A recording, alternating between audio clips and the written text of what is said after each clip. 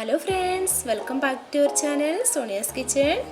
എല്ലാവരും സേഫായിട്ടിരിക്കുന്നല്ലോ അല്ലേ? ഇന്ന് ഞാൻ വന്നിരിക്കുന്നത് സ്പ്രിംഗ് റോൾ ഷീറ്റിൻ്റെ റെസിപ്പിയുമായിട്ടാണ്.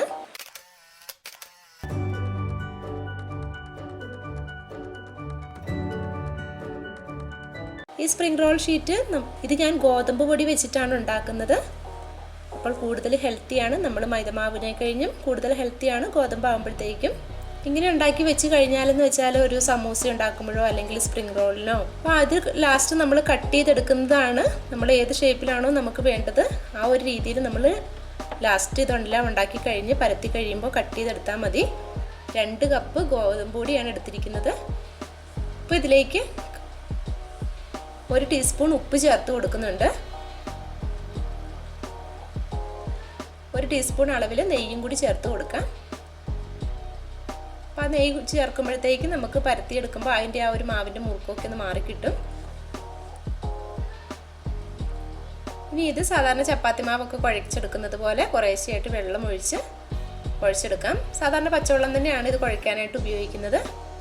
അപ്പോൾ ഇതുപോലെ നമ്മൾ ഷീറ്റ് ഉണ്ടാക്കി വെക്കുകയാണെന്നുണ്ടെങ്കിൽ പെട്ടെന്ന് ഇപ്പോൾ ആരെങ്കിലും ഒരു ഗസ്റ്റ് വരുമ്പോഴോ വീട്ടിൽ കുട്ടികളൊക്കെ ഉള്ള വീടാണെന്നുണ്ടെങ്കിൽ എല്ലാവരും ഇപ്പോൾ വീടുകളിലുള്ള ടൈമാണ്, എന്തെങ്കിലുമൊക്കെ ആയിട്ട് അവർക്ക് ദിവസവും ഉണ്ടാക്കി കൊടുക്കാനായിട്ടും പറ്റും. അപ്പോൾ വെള്ളമൊക്കെ ഒഴിച്ചു കൊടുക്കുമ്പോൾ ഒന്നിച്ച് ഒഴിക്കരുത്. എപ്പോഴും ഇങ്ങനെ മാവ് കുഴച്ച് തയ്യാറാക്കി എടുക്കുമ്പോഴേക്കും കുറേശ്ശെയായിട്ട് വെള്ളം ഒഴിച്ചു കൊടുക്കാവുള്ളൂ. എങ്കിലേ നമുക്ക് കറക്റ്റായിട്ട് കുഴച്ചെടുക്കാനായിട്ട് പറ്റത്തുള്ളൂ. അപ്പോൾ ഇത് നല്ല സോഫ്റ്റായി വരുന്നിടം വരെ ഒന്ന് കുഴച്ചെടുക്കാം.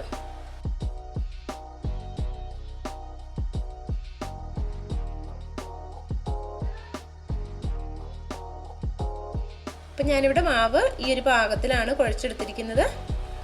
ഇതുപോലെ സോഫ്റ്റ് ആയിരിക്കണം നമ്മൾ കുഴയ്ക്കുമ്പം. കാരണം വെള്ളം കുറവാണെന്നുണ്ടെങ്കിൽ നമുക്ക് ഇതുപോലെ പ്രസ് ചെയ്യുമ്പോൾ അറിയാം അതൊന്നുകൂടി ഹാർഡായിരിക്കും. അപ്പോൾ കൂടുതലായി വെള്ളം കൂടിപ്പോയാലും പരത്തിയെടുക്കാനായിട്ട് പറ്റത്തില്ല. അപ്പോഴേക്കും ഭയങ്കരമായിട്ട് ഒട്ടിപ്പോകും. ഇനി ഇത് കവർ ചെയ്തൊരു 15 മിനിറ്റ് നേരത്തേക്ക് മാറ്റി വെക്കാം. ഇപ്പോൾ 15 മിനിറ്റ് ആയിട്ടുണ്ട്. ഇനി ഇത് പരത്താനായിട്ട് തുടങ്ങാം. അപ്പോൾ കൗണ്ടർ ടോപ്പിലിട്ടാണ് ഞാനിത് പരത്തിയെടുക്കുന്നത്. ഇനി ആദ്യത്തെ ഈ ഒരു ഭാഗം പരത്തിയെടുക്കാം. പരത്തിയെടുക്കുമ്പോൾ മാവ് ഒട്ടാതിരിക്കാനായിട്ട് ഞാനിതിലേക്ക് കുറച്ചുകൂടി മൈദപ്പൊടിയാണ് ഉപയോഗിക്കുന്നത്. ഇതുപോലെ ഈ ഒരു വലിപ്പത്തിൽ പരത്തിയെടുക്കണം.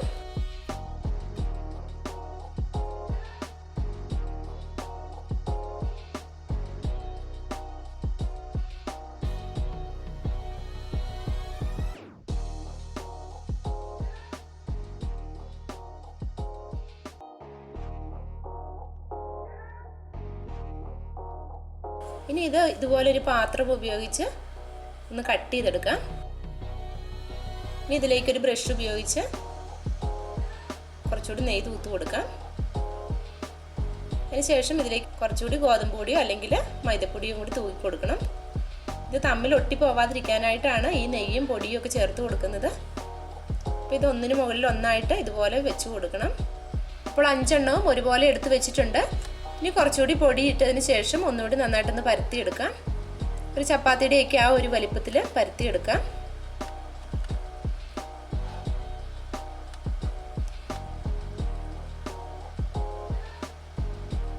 കേട്ടോ, അപ്പം ഞാൻ ഇതുപോലെ ഇത് പരത്തിയെടുത്തിട്ടുണ്ട്. ഇനി ഇത് ചൂടായ പാനിലേക്ക് ഒന്ന് ഇട്ട് കൊടുക്കാം.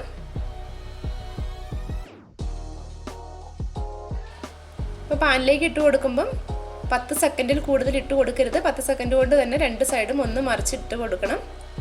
ആ ഷീറ്റ് ഒന്ന് ഡ്രൈ ആയി വരുമ്പോഴേക്കും നമ്മളത് അടുപ്പിൽ നിന്ന് മാറ്റണം.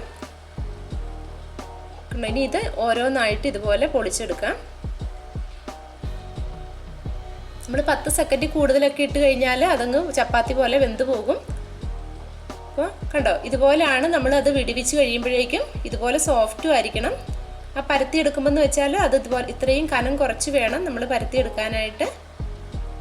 അപ്പം നമ്മുടെ കൈയുടെ ഉൾഭാഗം നമ്മൾ കണ്ടോ കൈവെള്ള കാണുന്ന രീതിയിൽ വേണം ഇങ്ങനെ വെച്ച് കൊടുക്കുമ്പോഴേക്കും. അപ്പോൾ അത്രയ്ക്ക് സോഫ്റ്റ് ആയിട്ടാണ് പരത്തിയെടുക്കുന്നത്. ഇതെല്ലാം ഇതുപോലെ വിടുവിച്ച് മാറ്റി വെക്കാം.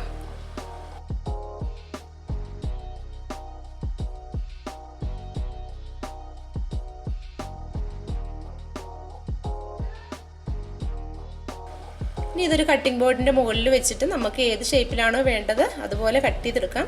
ഇപ്പോൾ സമൂസയ്ക്കൊക്കെ ആണെങ്കിൽ നീളത്തിലാണ് എടുക്കുന്നത്. ഇപ്പോൾ സ്പ്രിംഗ് റോളിനായിട്ടാണ് ഞാനിത് ഉപയോഗിക്കുന്നത്. അതുകൊണ്ട് ഈ ഒരു വീതിയിലാണ് കട്ട് ചെയ്തെടുക്കുന്നത്. ഇതിൻ്റെ 4 സൈഡും ഒന്ന് കട്ട് ചെയ്ത് കളയാം.